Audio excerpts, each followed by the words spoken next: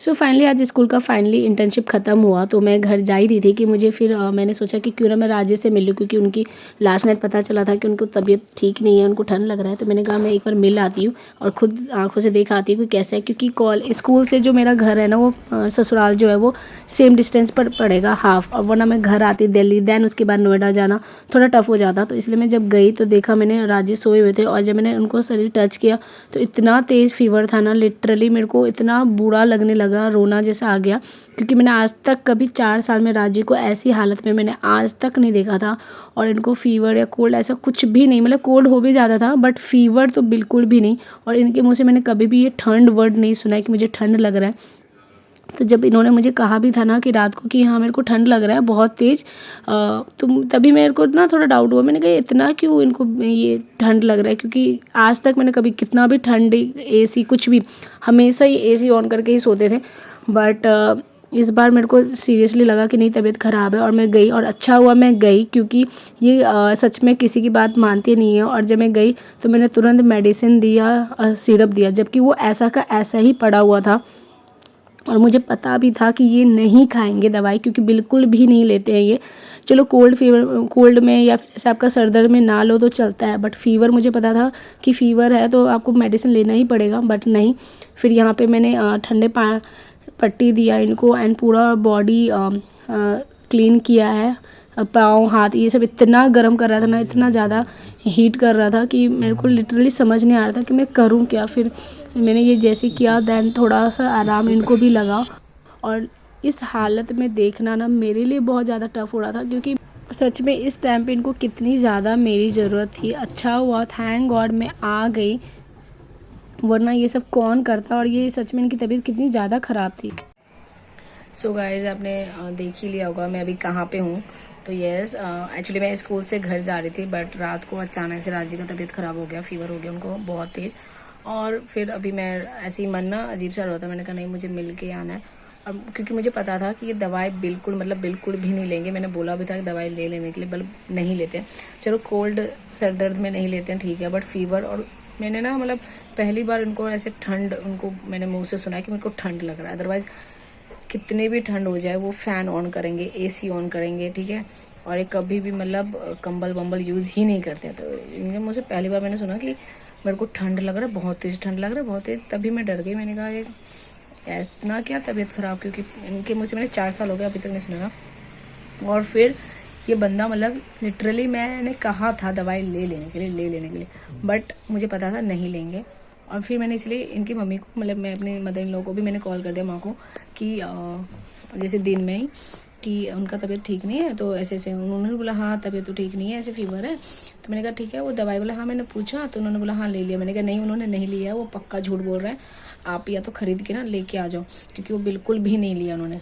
और यही बात सस्ता, मैं जस्ट आई हूँ स्कूल से उनको दवाई देने के लिए, और आई हूँ दवाई दी। अब मैं बोल रही हूँ कि वहाँ चलो दिल्ली में, वहाँ पे मैं जीवा को भी नहीं छोड़ सकती, और यहाँ पे मैं इनको भी नहीं छोड़ सकती। पर ये देख रहे हो, देखो देखो देखो इनको, ये नहीं बात मान रहे, ठीक है। अब बताओ मैं क्या करूँ, प्रॉब्लम में तो मैं फंस रही हूँ ना। चलने लगा, बताओ आप ही लोग बोलते हैं ना राजी कितने अच्छे, राजी अच्छे बच्चों की तरह जिद कर रहे हैं ना, बताओ। और मैं आई और तुरंत मैंने मुंह खोला, मैंने तुरंत दवाई दो, ये जूस पी। ज़्यादा टेंट्रम करते ना तो यूँ लेती ढप से ढप ढप खिलाते। इनकी मम्मी ने भी यही बोला कि देखा यही डिफरेंस होता है माँ में बेबी में। मैं इतने बार बोली, मेरे को तो सारे से ही भगा रहा है यूँ करके, नहीं नहीं नहीं नहीं जाओ जाओ जाओ जाओ। और आप आए तो तुरंत खा भी लिया इसने, मेरी तो सुनता नहीं है ये वो। तो अब मैं अभी बज रहे हैं 5 है, मैं डायरेक्ट अभी आई हूँ और मुझे समझ नहीं आ रहा मैं करूँ क्या, क्योंकि अब मैं उधर भी मेरा दिमाग काम नहीं करेगा और इधर रहूँगी तो जीवन। अब मैं उसको लेके आऊँ या बउआ चल लो ना किया रुसल है। गाइस कुछ समझ में नहीं आ रहा है, अभी देखती हूँ मैं इनके लिए कुछ खाना मैंने ऑर्डर किया है, क्योंकि एक तो बीमार में वैसे ही मन नहीं करता खाने का, ऊपर से इनको वेज बिल्कुल भी मन नहीं करेगा। तो मैंने कहा मैं नॉन वेज ही कुछ ऑर्डर कर देती हूँ, थोड़ा तो चटपटा कुछ जाए तो क्या पता मन करे इनका। और यस आज लास्ट डे था स्कूल का, इसलिए मैं डायरेक्ट स्कूल से ही यहाँ पे आई हूँ। सो देखते हैं, आपको उम्मीद था मैं आई हूँ। नहीं, जब मैं आई थी ये सोए हुए थे, तो फिर आँख खोला तो क्या सोचा आपने? कौन ट्रेन से ली? कौन ट्रेन से लिया है? तो फिर केले बोले अरे भाई ये कत सा और परछा का कहीं ना कहीं बोले बस इतनी सोच ली कि कौन ट्रेन से ले ये कखा न ले ये सब ना और कुछ ना, तो हमारा डर है यहाँ का। यार सच में बहुत बीमार है, सच में तबीयत बहुत ख़राब है इनको। मैं तुरंत फिर मैंने गर्म ठंडे पानी ये सब वो किया, पर सच में लिटरली बहुत फीवर हो गॉड।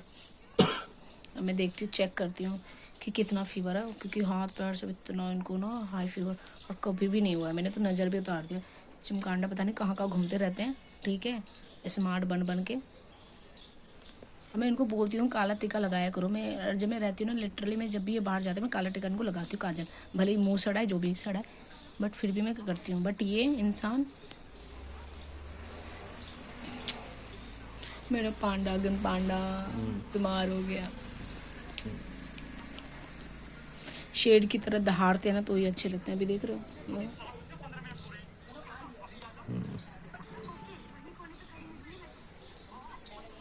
देखती हूँ गाइस अभी इनका फीवर कैसे क्या स्टेटस है। और मेन प्रॉब्लम है कि मैं उसको लेके भी नहीं आई तो मैं उसको छोड़ भी नहीं सकती, क्योंकि ऑफ कोर्स वो वेट करती है और मुझे मतलब दोनों के लिए ही वो लग रहा है यार। मैं बीच में फंस गई हूँ, मुझे लिटरली कुछ समझ में नहीं आ रहा। अब ये है कि मैं जाऊँगी फिर मैं कल या तो उसको लेके आऊँगी।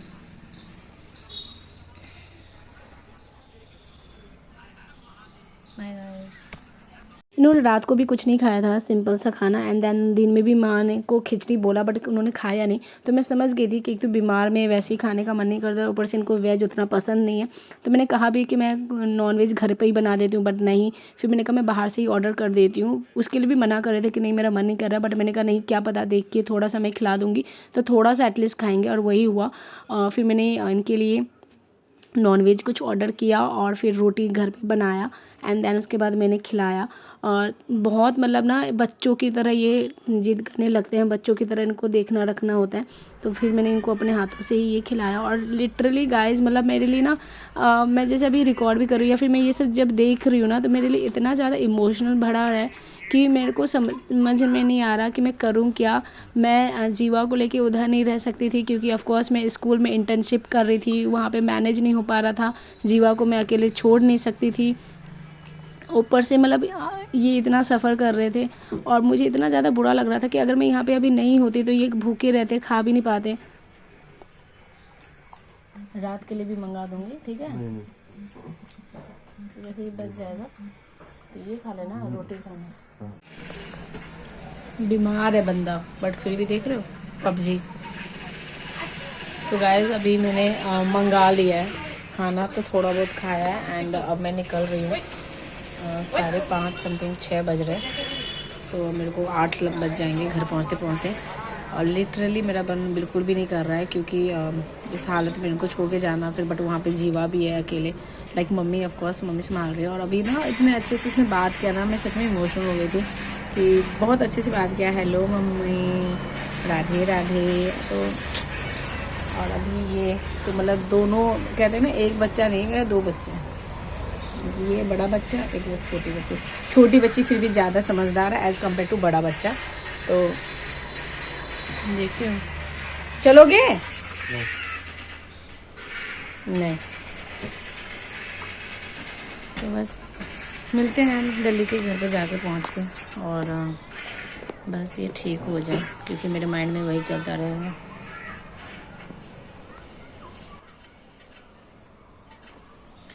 Bye guys.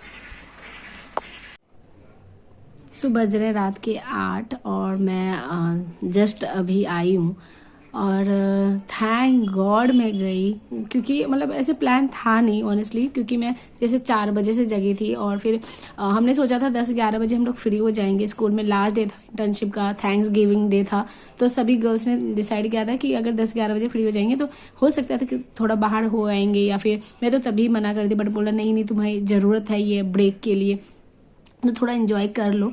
बट फिर मैंने कहा ठीक है अगर 10-11 बजे फ्री हो जाएंगे तो ठीक है, मैं एडजस्ट कर लूँगी टाइम।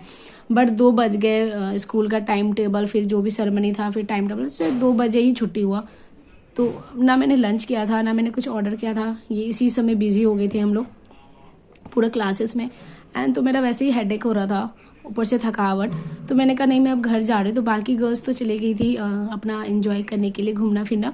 अब मैं घर आ रही थी कि अचानक मैंने कॉल किया राजू को, तो तब वो बीमार थे, ऐसे ही वॉइस से लगा मुझे बहुत ही ज़्यादा। एंड देन उसके बाद जब मैंने इनकी मम्मी को भी कॉल किया कि कैसा क्या, बोला हाँ वो फीवर तो है, मैंने दवाई दे दी है, वो बोल भी रहे कि दवाई ले लिया। बट मुझे पता था वो नहीं लेंगे, बिल्कुल भी नहीं लेते हैं वो, ठीक है। मतलब मेरे को उनको जिद करना पड़ता है तभी जाके वो कुछ लेते भी अपने लिए, हेल्थ के लिए। तो मेरा अचानक से हुआ कि यार यहीं स्कूल से तो डिस्टेंस जो है ना वो आधा पड़ेगा। अब वो ना 2 घंटे लगते मेरे को दिल्ली से नोएडा। और मेरे दिमाग में भी चलता रहता क्योंकि मुझे खुद नहीं पता कि मैं वापस कब जाती नोएडा। तो मैंने कहा यार मैं एक बार ना मिल आती हूँ, ठीक है। भले ही वहाँ पे जीवा परेशान हो रही, मम्मी परेशान हो रही, बट एटलीस्ट मैं एक बार देख लूंगी ना अपने आंखों से, थोड़ा मुझे रिलीफ होगा। तो मैं गई एंड थैंक गॉड मैं गई, क्योंकि अगर मैं नहीं जाती, मुझे पूरा इसी बात का लग रहा था कि यार अगर मैं नहीं आती तो ये ठंडा पट्टी, मेडिसिन, ये सब कुछ नहीं लेते और उनकी तबीयत कितनी ज़्यादा ख़राब हो जाती, और ना खाना खाते ना ही कुछ, मतलब मैं थी तो ही ये सब हुआ। मुझे इतना रोना आ रहा था इस बात को लेके कि कैसे तबीयत खराब होगा। तो ये सोच के मुझे और ज़्यादा बुरा लग रहा था कि थैंक गॉड मैं आई, वरना ये सब कौन करता, ना मेडिसिन लेते ना कुछ। तो एक तरह से लगता भी है कि यार सीरियसली राज जी भी कितना ज़्यादा मतलब अभी पेन में, उनको सबसे ज़्यादा ज़रूरत अभी मेरी थी यहाँ पे होना, और मैं ही नहीं थी यहाँ पे। और थैंक गॉड मैं गई, उनको थोड़ा अच्छा भी लगा।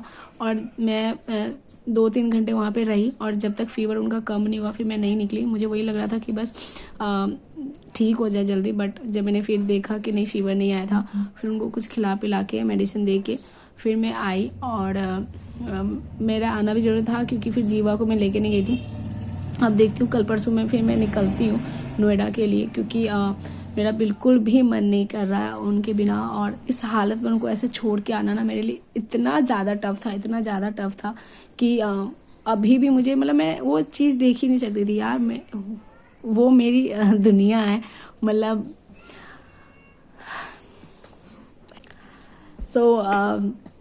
ये भी एक पार्ट है मेरी लाइफ का कि मैं दोनों तरफ से पिस जाती हूँ, मुझे कुछ समझ में नहीं आता है। और बस राज जी ठीक हो जाए जल्द से जल्द, क्योंकि उनको उस हालत में देखना ना इतना ज़्यादा ये होता है यार। वो ना कुछ मतलब ना पता है, यही अगर मेरे को अभी जैसे सर्दी जुकाम हो रहा, मेरे को तुरंत बोलेंगे डॉक्टर के पास चले, दवाई ले लो, ये ले लो। बट अपनी जब बारी आती है ना, नहीं अपने आप ठीक हो जाएगा, नहीं अपने आप ठीक हो जाएगा, वो हमेशा यही करते हैं।